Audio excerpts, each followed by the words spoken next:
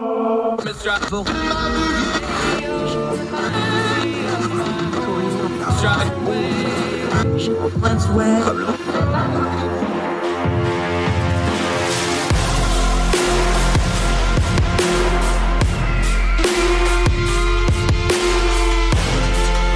host, Andrew Donaldson.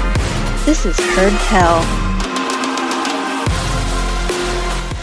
Welcome back to Heard Tell. Okay, let's go back over to the UK because there's nothing major going on over there lately, if you even tangentially look at the headlines. But important topic. I'm looking forward to this. New face from our UK contributor, Sophia Worringer, is joining us from the UK. How are you, ma'am? Thank you so much for the time. Thanks so much for having me on. Great to be here. I appreciate you. Another one of our great Young Voices contributor. Also does some other things in her own right. We'll get to that in just a little bit. Well-traveled, too. Always appreciate that. You wrote a piece about the Queen, and I know people are like, well, why are we still talking about the Queen?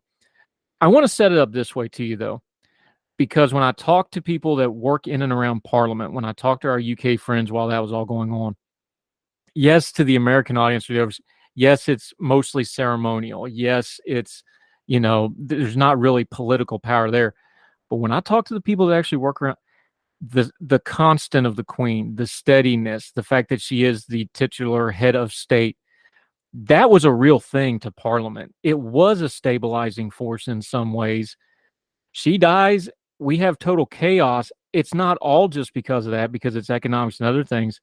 Is there a little element here like this may not be as chaotic and as vitriolic as it was if the Queen was still there? Because everybody I talked to said that stabilization thing was a very real thing. I think you're right in some ways. I think the Queen's constant presence over most of the last century now, and 70 years on the throne, was definitely a stabilising presence in Parliament. Obviously, she would open it every new parliamentary session. She only missed 2 or 3, I think, when she was very ill or heavily pregnant. And she was therefore a constant presence. And I think also a national focus of identity, of direction, of ceremony and tradition. And although her successor, King Charles, embodies much of that, his presence on the scene hasn't been quite as constant. And so therefore, I do feel like we have maybe lost some of that reassurance and steady hands. And I think as a national figurehead, she was incredibly unifying, and she would not get involved in the nitty-gritty of politics. She would not comment on political day-to-day activities, and her unifying presence will definitely be missed. And maybe there can be links drawn to the economic turmoil we see ourselves now in, but it may have to have more hindsight to exactly express how those things are connected. Yeah, Sophia Worringer joining us. I think it's one of those passive things, though, of when you have somebody that's that revered and that respected and that beloved. I think there was something to it of just, well, you don't want to ever embarrass or let somebody like that down. It's a passive thing. It's not like something that's talked about. You don't get a memo at the beginning of Parliament sessions like, don't embarrass the Queen. It's just understood that, hey, when we do stuff, don't embarrass the Queen, don't embarrass the country. There's an element of that we're losing in societies. We're losing it in America, certainly. That kind of institutional thing. The British are kind of, y'all got that stereotype, stiff upper lip, carry on. You got the T-shirts, all that stuff. Is there a concern some of that might be a little bit slipping here, that we're maybe decorum's kind of becoming an issue a little bit? I do think the UK public showed that extent of their love and devotion to the Queen in the outpouring of grief following her death. And obviously the eyes of the world turned to Westminster as the funeral was broadcast. And I think people were quite surprised maybe about how emotional they became upon hearing the Queen had died. People who had never met her, people who had never even seen her. And I think there was something about that collective experience of loss in the country that has probably disorientated a lot of people over the last few weeks and caused people to be anxious about the future, to question what is Britain's place in the world. And I think the combination of changing head of state and changing government, changing prime minister happening all very quickly after a very kind of tumultuous few years in politics anyway, has definitely had an impact on the national psyche and has left many people feeling rudderless. So it's very important now that the king and the government, in whatever form that takes, puts emphasis on unity and moving forward and forging a new path for Britain. We can't replicate the Queen. King Charles cannot be his mother, but he can forge his own path, and it's really important that he does that. Yeah, we'll talk about the political turmoil a little bit more in a minute, but y'all need some unity right now, and you're probably going to have some dark days before you get back to it. Let's talk about the Queen for a minute, because you were writing about it. You wrote about American Thinker. We'll read the whole piece. She also has a bunch of links inside the piece. You want to make sure you read through those too. When you're somebody like the Queen and you've been on the throne for 70 years and you have movies about you and you have prestige TV series about you, can't help but be a stereotype. We talk about it being marbleization, the famous figures, they got their statue and you never get to the actual person underneath that. But you wrote about this. That person, the stereotypes didn't always hold up. They talk about her being very traditional, maybe not being, progressively feminist, but she also had a husband who famously, you touch on it in the piece, always walked 2 paces behind her. Some of the stereotypes do match up. Some of them don't. Walk us through a couple of those that you pointed out in your piece. So I think what's really interesting is the Queen was both very traditional and yet also very reforming. So I've talked about the changes she made to the Crown succession of the Crown Act in 2013, which undid hundreds, if not thousands, of years of male preference primogeniture, where the line of the throne succession passed to the eldest male. She undid that so that any child of Prince William, who is now Prince of Wales, would be equally in line to the throne, whether they were born a boy or a girl. And that's actually very radical, particularly when you think of all of the disputes in history about not producing male heirs and all of the ways our country's history is shaped by this male preference primogeniture in the past. And she quietly undid that. And I think showed in that her very radical reforming agenda, but always in step with honouring tradition. And I think, therefore, some of the accolades around her, calling her a feminist, are correct in that she did believe in equality, and at the heart of feminism, that is what is believed, but not in the way modern liberal feminists often discuss feminism, which blurs the distinction of maleness and femaleness and gender. And I think actually the Queen, as well as being reforming in some ways, was very proud of being a female ruler and proud of her femininity, and so therefore stuck to more conservative values of her role and understood her role to be very one of protecting institutions and conserving institutions. So in both hands, she was both conservative and reforming, and I think she bridged that gap very well and walked that path very smoothly.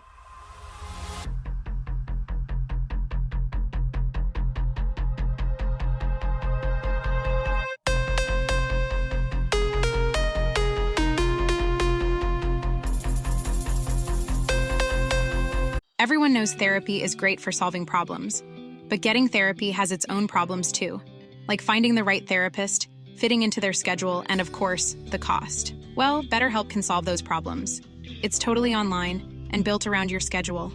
It's surprisingly affordable too. Connect with a credentialed therapist by phone, video, or online chat, all from the comfort of your home. Visit BetterHelp.com to learn more and save 10% on your first month. That's BetterHelp, H-E-L-P.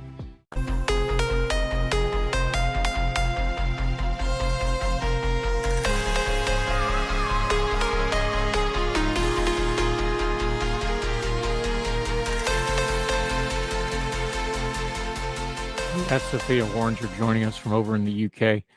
Part of this is a perception issue because, everybody's like, well, she was a very traditional woman. Well, by 1950 standards, she's pretty progressive. By 2022 standards, she's super conservative.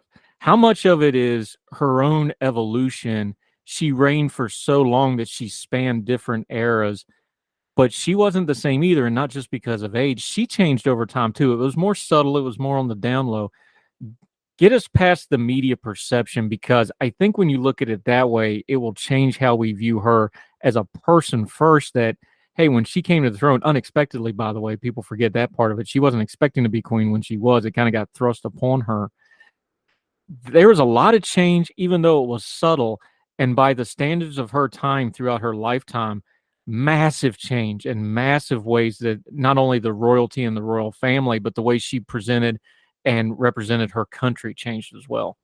Absolutely. She did in some ways represent this conservatism, this tradition, but as I mentioned, evolved into her role and saw the monarchy as evolving with her, I believe.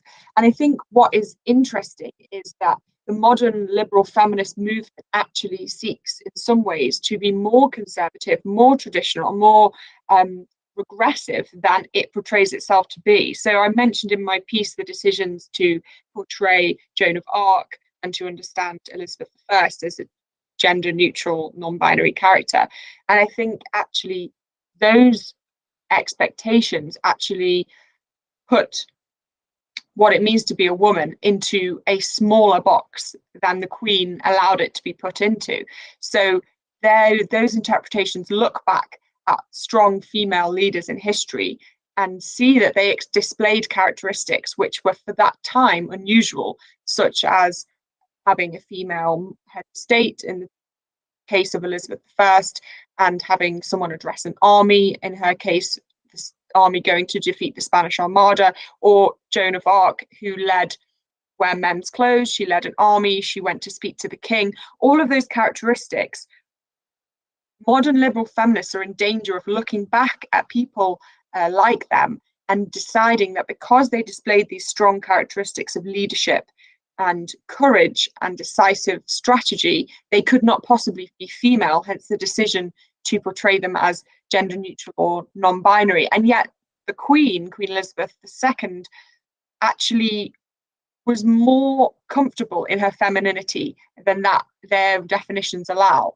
So she was very comfortable, obviously, in her finery, in the crown jewels, in her dresses and fur and feathers, but more maybe comfortable in her country clothes, rolling around in the mud, stalking deer around Balmoral, right? And we need to be very careful that we don't define leadership only through male categories. And she was able to decide that she was a leader and she was strong and she was female, and she didn't want to minimize that, but she was very comfortable with the definition of female extending to full military dress or deer stalking or all these different types of things, which modern liberal feminists are in danger of categorizing only as male. So I think in that sense, she was incredibly progressive. And I think therefore the modern liberal feminist movement is actually and ironically in danger of becoming more aggressive. I know that's not their intention, but with their narrow definitions of gender, they are in danger of that. And that's why it's so interesting. Yeah, Sophia Worringer joining us. You have a great anecdote in here, is something of a little bit of a lighter note because it's a heavy topic. It was jarring to the American audience and the international audience when you saw Princess Anne in the funeral procession in uniform, which kind of surprised some folks. And then there's, of course, the controversy that, Harry couldn't wear his, but we'll deal with that some other time. But you have a great little anecdote about Princess Anne having kind of and she was basically the caretaker of the Queen. She was the Queen's right hand. She spent more time with her than anybody else. She was with her every day, especially in the last few years with the health stuff. She was basically the caretaker for all practical purposes, for folks that don't know. But Princess Anne had that same kind of high-minded, I'm here, I'm doing my job, that kind of day-to-day bravery stuff. But you had an interesting little anecdote about the time they actually tried to kidnap her, and it did not go well for that guy. Yeah, exactly. So the Royal Princess Anne, is the only daughter of the Queen, and she's known for her no-nonsense approach. And there was an attempt to kidnap her from when she was driving in a car, and the person who attempted that got into the car, and she told them to go away, basically, very bluntly, told them that they were a silly man and that they should go away. She took no hostages at all. She was very clear what she wanted. And I think that has shows something of the Queen as well, because their relationship was so close. It was the Queen's wishes that Princess Royal would follow the coffin from Balmoral to Aberdeen, where it was flown to London, and she did that whole 6-hour journey in the car behind the coffin. And what is actually really interesting too is I saw the hearse and the coffin leave from London, Westminster, to go to Windsor, which is the outskirts of London, and it came near my house, and the rest of the royal family were ahead of the coffin in their cars, and then the coffin came, and then the Princess Royal, Princess Anne, followed the coffin in a separate car. And I do think that shows something of the closeness of the relationship between the Princess Royal and her late mother, and that would have been a request of the Queen. So the no-nonsense attitude that we see in the Princess Royal, I think she learnt definitely from her late mother, and we can understand more about the Queen by understanding more about Princess Anne. Yeah, Sophia Worringer. There was nothing in that funeral that wasn't planned out and approved down to the smallest detail. So yeah, stuff like that was absolutely not accidental. Let's come back to the present day. The Queen is gone. We had the respite from UK politics. We had the great, 10 days or so of national unity. Boy, howdy, that went away real fast. There's an economic crisis. There's a cost of living crisis. There's migrant crises. There's all kinds of crises. Let's just be blunt. There's a leadership crisis in the UK right now. I know Liz Truss came in with a really hard hand. It looks like it's going even worse than people feared it might. There's a leadership crisis in the UK right now. This is why I opened up with, even though she's not technically have political power, just having that steady and influence might be really missed right now. What's the state, just common folks on the street? What are, obviously you follow politics maybe more closely, but what do people think? Because the average person that doesn't follow policy and economics and politics, I got to imagine they're just looking at that and going, this is one hot mess of not good. I think the public have now a fairly short fuse for political antics. Obviously, the summer was taken up by a very insular leadership race where only MPs and then only members of the Conservative Party could vote. And therefore, most of the public looking on felt excluded from that and didn't have much patience for all of the briefing and counter briefing that was going on during that race. But they were willing to put up with that because they felt like stability would be delivered at the end and there would be a leader that would take them forward into this new chapter. And I think the Prime Minister now needs to be incredibly clear with the public about her direction. If she wants to completely continue to pursue this direction of tax cutting and growth, which obviously the UK needs. The UK does need growth after we recover from the pandemic. That is very important. She needs to be clear in her communication. And I think the problem has been is that she has moved too quickly for the public to keep up. And at the end of the day, people are going to look at the money that's in their pockets, right? They're going to look at their mortgage rates, which are going to be fixed for 2 or 3 or 5 years at a very high rate. They're going to look at how much money they have left over at the end of the month once they've paid their energy bills. And so I think economic fiscal responsibility is incredibly important. But even more important than that is the communication of the policies of where the country is going and the direction and vision for the country. And I think that's what's been lacking over this tumultuous period, is that the country has not been taken on the journey of why these cuts or growth is important, and therefore there's been a disconnect between the policies and the communications, and therefore people feel very confused, very in the dark. And most of the people in the UK, rightly so, are not in the Westminster bubble. They don't read the newspapers every day in incredible detail. They will just look at the headlines. And so it's very important that the government communicates very clearly and very top line as what's going on, so that people can go on this journey with them. Yeah, Sophia Worringer joining us from the UK. If this turns into a longer term economic crisis, let's say past next year, past 1 or 2 elections, we're going to probably wind up with a general election sooner rather than later somewhere in here. If this turns into a multi-year recession, God forbid, or this just doesn't seem like it's going to end, does this go from just being a political crisis to being a transformational moment for the UK? Because it kind of is starting to feel like people are not just questioning leadership, they're starting to question the parties, they're starting to question the structure. The UK's role in the world is evolving. The demographics of the UK are changing. There's a lot of things moving at once in the UK right now. Does this feel like something that this may be a crisis that goes beyond just solving the crisis of the moment? This might be a generational change type of moment. I think so, because I think the death of the Queen was always going to be a seminal moment in UK identity and understanding of belonging, direction, and national pride. And I think now that has happened, we are left with this landscape, which is fairly unshaped, of who we are on the global stage. What is our role? What does it mean to be British? What are British values? And I think following, obviously, from the Brexit vote, there are still quite severe divides between various people and geographical entities in the UK. And I think, therefore, we are at a crossroads as to who we are and what we stand for. And I think there's been very quick cultural change as well in the UK. If you think, in comparison to America, for example, we are a very small population and we've had very big demographic shifts. We've had cultural and value shifts that have been almost over less than a decade, very quickly changed. And I think our sense of unity has not kept up with the sense of change. And so therefore we are definitely at a crossroads, and it's important therefore that we tap back into what it is to be British and what holds us together and really focus on that. Yeah, Sophia and Worringer, crisis always reveals. So it'll be interesting to see what our UK friends come out the other side of this crisis looking like. And we do hope our special relationship continues, because we sure do enjoy our friendship with y'all.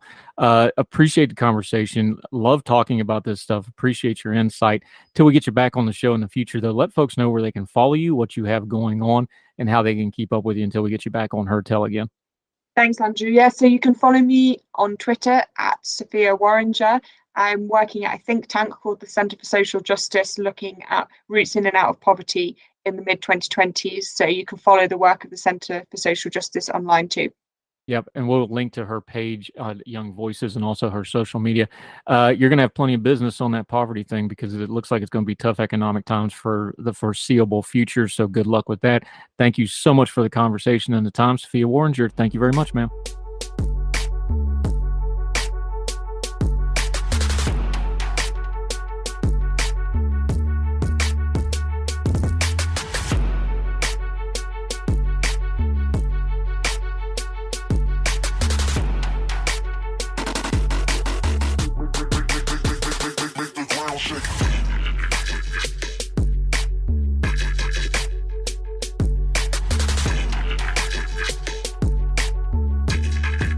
Welcome back to Her Tell. Okay, topic we've been touching on off and on because people keep talking about it. People keep doing things about it. The president did something about it. And now we got it thrown into the court system. So this is going to be a mess for a while. Here's who we're going to talk to it about. We're going to talk student loan debt with Tyler Curtis. He's a Young Voices contributor. He went to Missouri, although for the purposes of this conversation, we will not hold that against him because he's good people's. Tyler, how are you today, sir? I'm very good. How are you, Andrew? I appreciate it. Did you take out student loans? How'd you get through school? Well, I tried my very best not to. But then my very last semester, I took out a very small student loan, about $1,000, and paid it off a few months after I graduated. But I just made it. I worked my way through school, a couple different jobs, had a scholarship here and there. But yeah, I did have one little loan. All right. So here's the thing with student loans. It's just to intro it. I didn't have student loans, but I had my military benefits, both TA while I was active duty and then the GI Bill after I got out. So I did it differently too. So just biases on the table. That's where we're at on this topic, because the first thing everybody does is, well, did you pay yours back? Did you ever take one? You can still talk about the policy here. You wrote a solutions piece in the Waco Tribune. Here's what I want to do though, because we've all done this. We write these solution pieces. We sometimes kind of gloss over what the problem is. The student debt issue is multifaceted. So for the purposes of the solution you're going to propose, just break us down what you're seeing as the problem to get to your solution, because we don't put those things together sometimes as commentary folks to our own detriment. Define the problem for me before we get to your solution as you see it. Okay, so I think the problem is actually twofold. So you have, on the one hand, more and more people are taking out student loans, and the people that have student loan debt, their balances just keep increasing. And the flip side is that tuition keeps rising, and they're actually interrelated. So as tuition keeps increasing, people have to take out more and more loans to pay for it. And as people take out more and more loans, as financing becomes more available, tuition rises because the availability of financing means that colleges can increase their tuition without decreasing their revenue, so that they can keep having more and more enrollment even as they increase their prices. That's kind of the problem there. We're also seeing default rates on student loans increasing. Depending on what source you look at, it can be anywhere between 5% of borrowers that are more than 90 days delinquent, even in some cases double digits. There are some communities, I just read a study the other day that they found that in Philadelphia, the student loan delinquency rates were anywhere between 10 and 15%. So we're seeing people that they take out all of this debt and they just can't pay it back. Yeah, Tyler Curtis joining us. I come at it from this point of view. Part of the problem with the inflation of the system is because it has become predatory. Everybody's funneled into this thing where you have to go to college. You're not going to do anything unless you go to college. You're not going to get a good job unless you go to college. So you have to go to college. And if you can't afford college, too bad, go get a loan, put yourself in a bad financial system. That's part of the issue too, is the predatory system of this. How do you put those two things together, though? Because it's inflating, but it's not inflating naturally. It's an artificial inflation of the system. Is that a fair way to put it? Yeah, I think it is. And you talk to a high school student today, and they'll tell you that the amount of pressure they have on them to go to college, even if they don't want to or they think it's not the best thing for them, it can be really tough on them. I remember when I was in school, there were certainly options given. You could go to trade school, community college, but the last thing that you wanted to do is tell a teacher that, or an advisor, that you were just going to go right into the workplace. It was just verboten that you had to go to college of some sort, especially a 4-year university. They were really pushing for that. And if you can't, I mean, the affordability problem was just, it wasn't really talked too much about. You just sign up, you fill out the FAFSA, you get grants that you're eligible for, you get scholarships that you're eligible for, and you take out loans to cover the rest. As far as looking at prices of different universities, I don't know that there was a lot of guidance provided on that at all. And I think if you ask high school students across the country, most of them would say that they're from their school advisors or college advisors. No one's really talking about prices at all. You may even go up to a college student and ask them today, hey, how much are you paying for your tuition? They might not even know, just because they type a form and they fill it out online, and oh, here's how much the deficit is from my scholarships. Here's how much I owe.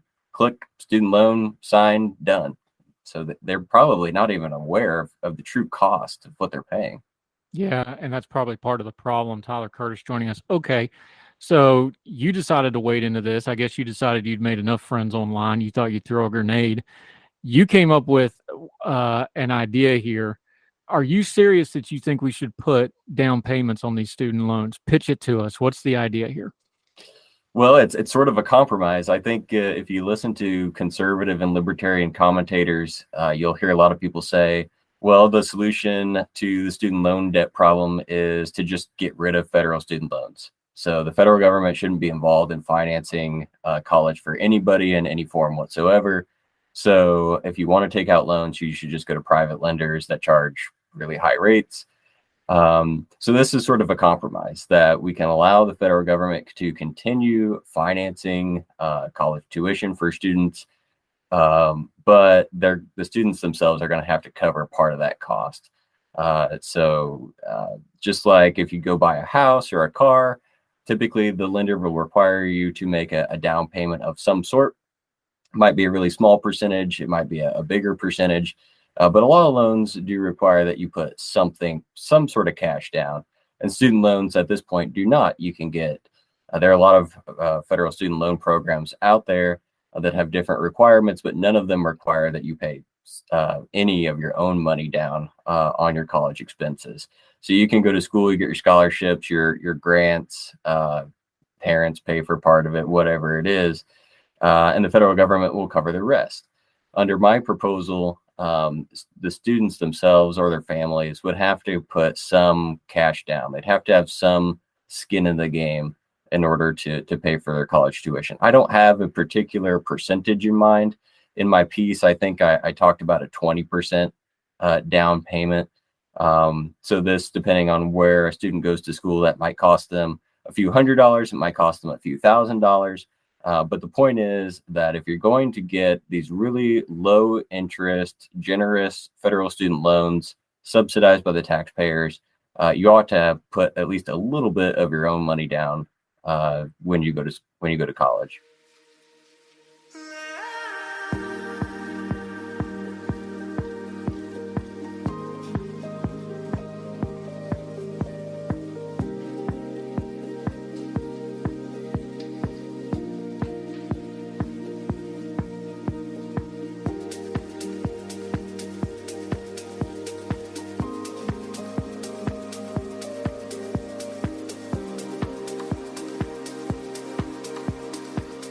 Tyler Curtis. This piece is in Waco Tribune Herald. We're going to link to read through the whole thing, read it for yourself, make up your own mind.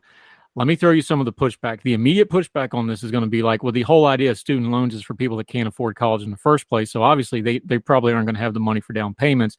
This is becoming a gatekeeping thing. This is going to become a class thing. This will become, disparate people groups are going to get filtered out. There's no way that accusation doesn't have some merit to it. So what's your answer to that? Well, my answer to that is the federal government already provides pretty generous financial assistance to people that come from lower income families in the form of Pell Grants. For everybody else, I think we need to be honest about the implications of this. And it is true that people that come from lesser means probably won't be able to afford the same expense as they were before. But that doesn't mean that they won't be able to go to college at all. I think that requiring a down payment for student loans will encourage people to think more about the prices that they're paying. So sure, you might have somebody that comes from a family that's a little bit less well off there. Maybe they're not going to be able to go to that private university 3 states over anymore because they just can't afford what the down payment would be on that. But they would still be able to go to college somewhere closer to home, probably a public university. So we're certainly not saying that someone won't be able to go to college at all. But the other issue is that we're talking about people that are going to college to get accepted into a university to begin with, especially one that's really expensive, probably going to have pretty good GPA, probably going to have pretty good ACT, SAT scores. So in that case, those students are going to qualify for scholarships. So you're talking about if we have a hypothetical student that comes from a family that doesn't make a lot of money, maybe they make just enough to not qualify for a Pell Grant, but they don't make enough for their children to go to college, for the family to pay for the college. So those are people that you might see falling through the cracks. The ones that don't qualify for Pell Grants, but their parents don't make enough money to pay out of pocket for all of their college expenses. Well, I think that we've overestimated how difficult it is for people to pay for college expenses out of pocket. So yes, we've seen tuition rise much faster than the general rate of inflation, but it's certainly not out of reach for a lot of students to pay for college out of pocket if they're working. So even part-time work or full-time work, it's not impossible for them to work and go to school at the same time. So we've seen college tuition rise over the past few decades, but it's not risen so fast that it's completely impossible for people to work and pay for their schooling out of pocket. So I talked earlier in the program about how I went to college. I paid for a lot of it out of pocket. I took one loan out my last semester.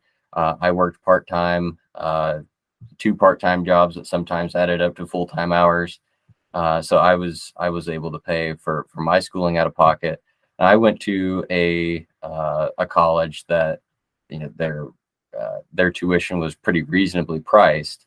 But I think speaking from my own experience, it's not that difficult actually to go to school and work at the same time and pay for everything. Yeah, Tyler Curtis joining us. Of course, the rebuttal to that is going to be, well, sure, it was easy for you. It's not easy for everybody. If we're going to say this is a predatory system, why should we have a solution that has the burden on the victims of that system and the people having to pay into it? Why aren't we having a solution that is on the part of the system that's the problem, which is the university system and the financial folks that are funneling all this money? What do you say to that criticism? Well, I mean, I understand where that criticism is coming from, so I get the perspective, but the only way, well, I would say that forgiving the student loans, even if you think that some of them were predatory, if we were pressuring students to take out loans that they were not going to be able to pay, or loans that they really didn't want, but they consented to anyway, the only way to fix that is to forgive that debt like the president did. But it's really not fixing the problem at all, because you're not really forgiving the debt. You are getting rid of the debt, but you're requiring taxpayers to pay for it. So you're shifting the burden from those that took out those loans to people that didn't. So if there's anything predatory going on, it's the federal government saying, hey, you guys that didn't take out any loans, or you people that took out loans and paid them back, now we're going to tax you even more to pay for people, to pay off the student loans for people that consented to them and now no longer want to pay them. So yeah. I would say that the taxation is really the taxation to pay to cancel student loan debt is more predatory than the student loans are themselves.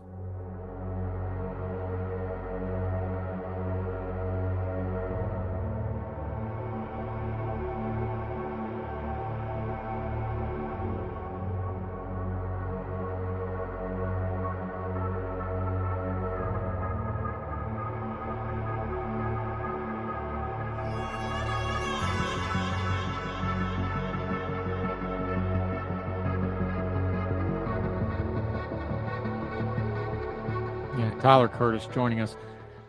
You touch on it in the piece, but I think this is another one of those, look, when you do a solutions piece, you got to have answers for the solutions, right? So we're going to throw a couple of these at you. You talk about it. This becomes a supply and demand kind of thing. You're changing the demand. Well, the fairness folks are going to start screaming, well, it's not fair for people to not get the chance to get this higher education, which gets you into a different job bracket, which gets you and on and on and on.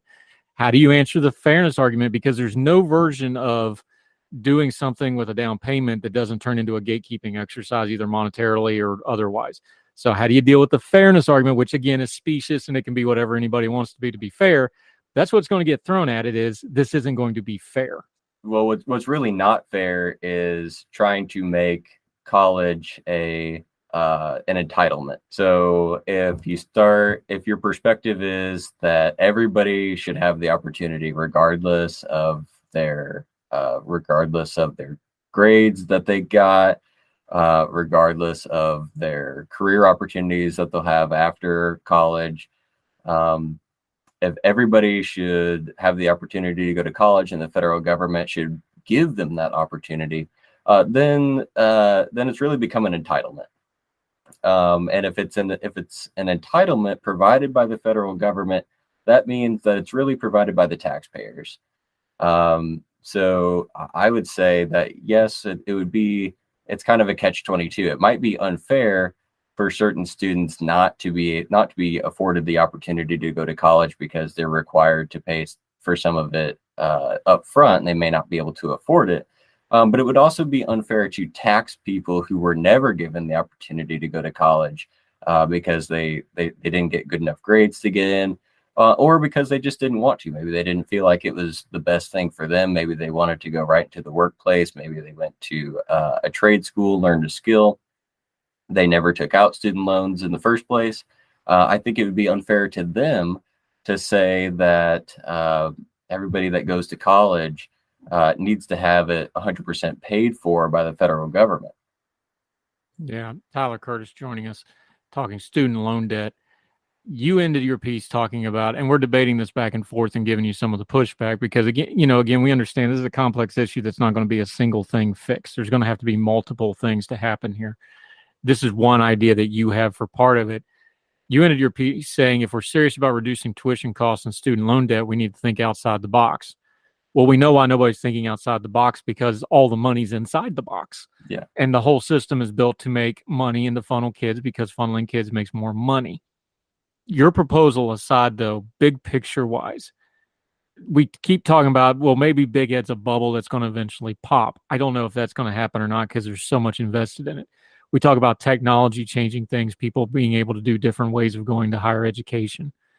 What do you think is going to get people outside of that box? Because one way or the other, what we're doing now doesn't seem to be sustainable. So what's going to be the catalyst, do you think? Well, I think actually, ironically, the president's student loan forgiveness plan is the catalyst to spur conversation about why there is so much more student debt now than there used to be. But like you said, the problem is that nobody's really talking about the root causes. A lot of the solutions on the table are to help people that already have student loan debt. So you see a lot of proposals like allowing people to discharge student loan debt in bankruptcy court. And I think that's a fine idea, but it doesn't really address why it is that people have more student loan debt than they did in the past. So it's going to help people, allowing them to discharge it in bankruptcy court will help them, people that are financially struggling after they've already taken out debt. But it doesn't prevent students from taking out loans in the future. The president also proposed lowering the minimum payment requirement on the income-driven repayment program. Again, that helps people that are struggling to make their payments now, but it doesn't prevent students from taking out more loans in the future. Senator Marco Rubio and a couple of other Democratic senators have a proposal to eliminate interest rates on federal student loans. So again, that's going to help people. That would help people make their payments and would help them to get their loans paid off. But it doesn't help them not go into debt in the first place. So I think requiring students to make a down payment on their college tuition is one way for us to start to see decrease in the astronomical amounts of student loan debt that students have accrued over the past few years. And hopefully it helps future students from falling into that same debt spiral that so many people find themselves in today. Tyler Curtis joining us. Since you wrote the piece, it's been out for a little bit. It's at the Waco Tribune Herald. Again, we're going to link to it. You need to read it yourself. Been out about 2 weeks now. What's the pushback you get? What's some of the, because obviously this is an emotionally charged issue on top of being a trending viral one. And of course, the president's got gasoline on it now. We're going to have some court cases about what the president passed. What's some of the pushback and feedback you've been getting since you wrote the piece? Yeah, I get two major pieces of pushback. And one is what we talked about earlier, is that it would prevent people from going to college that otherwise should be given the opportunity to do so. And I think that's just, that's a valid line of criticism. But the way I answer that is just to say, if we look at the affordability of college, we can see that it's really not out of reach for people to pay for at least part of it themselves if they're working. But the bad thing is that so many college students today aren't working. If you look at rates, employment rates amongst college students over the past couple decades, we're seeing a pretty stable downward trend. But if the students were working, it's really it would certainly be difficult, especially if the tuition that you're paying is really high. But it's not out of reach. If you look at college tuition in 1991, it was about $3,000 to $4,000 for an in-state public university. The federal minimum wage was about $3.50 an hour. So it would take you about 1,200 hours to pay for a full year of your college if you're paying 100% of it out of pocket. If you're going to college today, it would probably cost you about $10,000 for an in-state public university. So at today's federal student or federal minimum wage is about $7.25 an hour. Most states pay well above that. but let's just say you're working at the federal minimum wage. It would take you about 1,400 hours, a little bit over 1,400 hours to pay for $10,000 of tuition at that rate. So it's not that much more expensive, and certainly if you work and live in a state that pays a higher minimum wage, such as Missouri, I think it's about $11.25 an hour, $11.50 an hour in Missouri. It would actually be more affordable if you're working at a minimum wage job to pay for college today than it was in the 1990s. So that's how I would address that criticism. The other criticism is that like you said earlier, some people would fall through the cracks. Their families make too much money for them to qualify for federal grant money, but they don't make enough money to pay for their students or pay for their kids to go to college. But that's part of part of the plan's benefit too, is that if fewer people go to college, it lowers the demand for college. So prices should come down, just as the simple working of supply and demand. Yeah, Tyler Curtis, read the piece for yourself. Controversial idea, bad mess of a problem. So somebody's got to start doing something out there. So I don't mind people throwing ideas like this, because then we can hash them out and discuss it.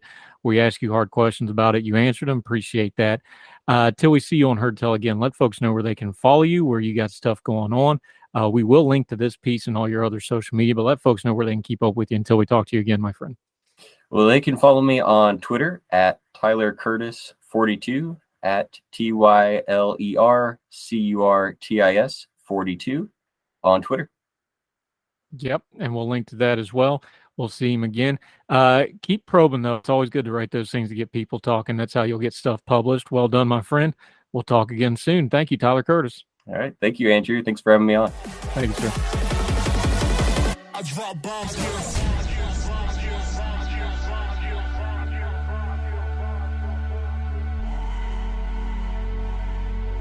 Now let me see you go off like a bomb.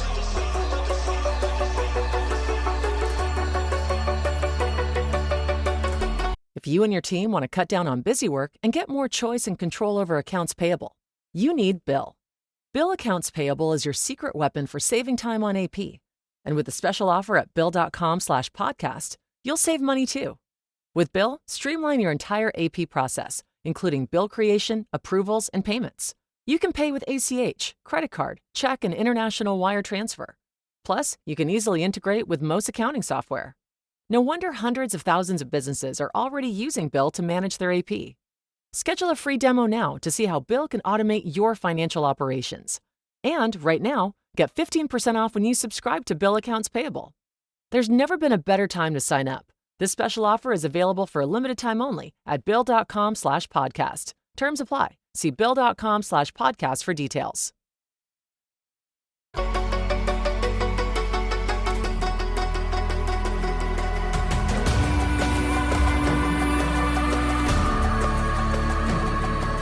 That'll do it for Heard Tell. As always, love to hear from you. HeardTellShow@gmail.com. You can send us an email, HeardTellShow on the Twitter. You can DM us and follow us there. Also, my Twitter handle, for the Fire, and those of our guests is always in the lower third graphics.